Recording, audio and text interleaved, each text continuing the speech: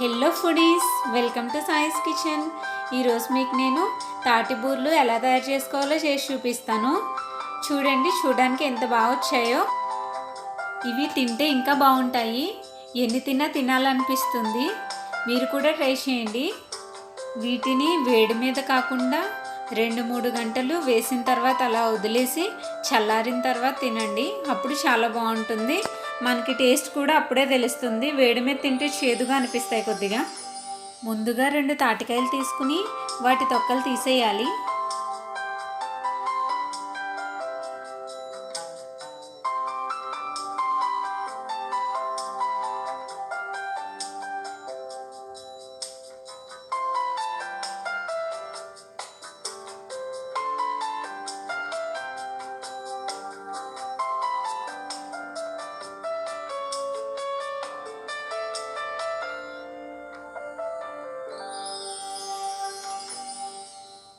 ఇప్పుడు వాటిని విడదీసి మొత్తం పీచ్ అంతా దగ్గరికి అనుకోవాలి. ఇలా అనుకోవడం వల్ల మనం కోరుకోవడానికి ఈజీగా ఉంటుంది. ఇప్పుడు ఒక్కొక్కటిగా కోరుకుంటూ గుజ్జు మొత్తం తీసుకోవాలి.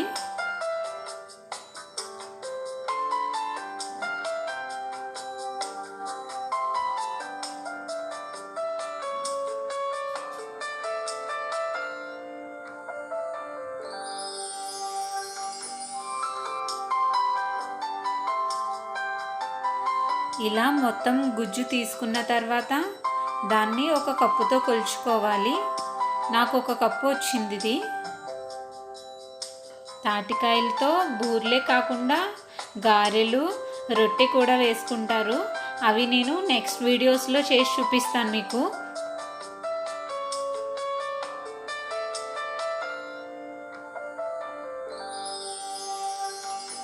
ఇప్పుడు ఒక గిన్నె తీసుకుని దాంట్లో తాటి గుజ్జు వేసుకోవాలి.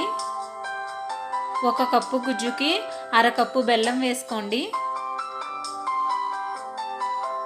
నాకు తియ్యగా అనిపించింది తాటికాయ, కాబట్టి నేను 1/2 కప్పు వేసుకున్నాను. కొంచెం తీపి తక్కువగా అనిపిస్తే ఇంకొంచెం వేసుకోవచ్చు మీరు.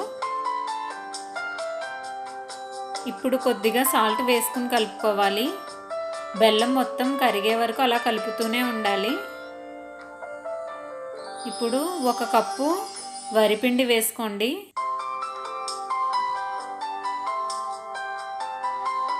ఒక కప్పు బియ్యం పిండి వేసుకుంటే సరిపోతుంది. వేసుకుని బాగా కలుపుకోవాలి.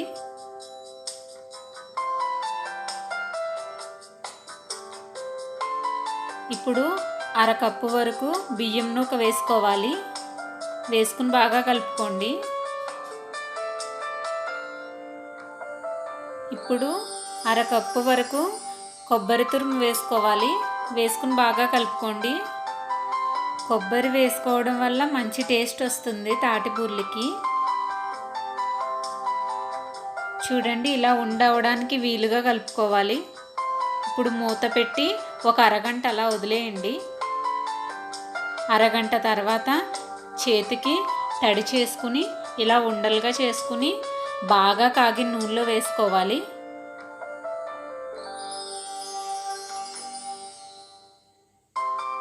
ఇలా ఒక్కొక్కటిగా వేసుకోండి.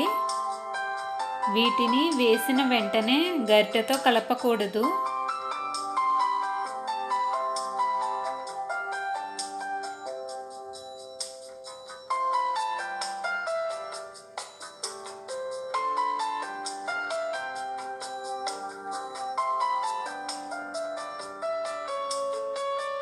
ఇలా అన్నీ వేసాక మీడియం ఫ్లేమ్లో డీప్ ఫ్రై చేసుకోవాలి.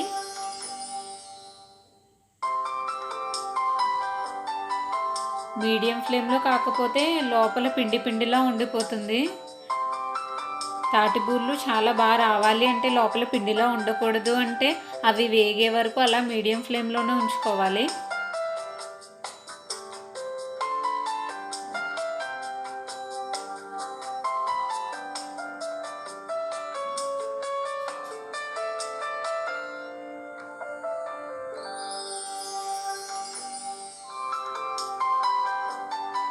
ఇలా గోల్డెన్ కలర్ వచ్చిన తర్వాత వాటిని ప్లేట్లోకి తీసుకోండి.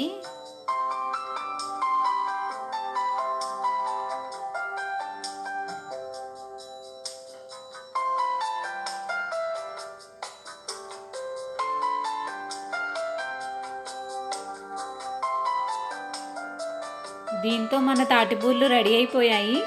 చల్లారిన తర్వాత తింటే చాలా బాగుంటాయి. మీరు కూడా ట్రై చేయండి. ఎలా ఉందో నాకు కామెంట్ చేయండి. మరిన్ని టేస్టీ ఐటమ్స్తో మళ్ళీ మీ ముందుంటాం.